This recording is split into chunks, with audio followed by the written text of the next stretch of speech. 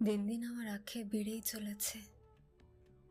রোজ তোমাকে দেখতে না পাওয়ার আক্ষেপ, তোমার চোখে চোখ রাখতে না পারার আক্ষেপ, মুচকি হেসে দু একটা কথা বলতে না পারার আক্ষেপ। রোজকার নিয়মে হৃদয়ের দহন বাড়িয়ে তুলছে। জানালা দিয়ে একসাথে বৃষ্টি না দেখতে পাওয়ার আক্ষেপ, রাতের আকাশে চাঁদ তারা দেখতে না পাওয়ার আক্ষেপ, তোমার কণ্ঠে কবিতা গান শুনতে না পাওয়ার আক্ষেপ।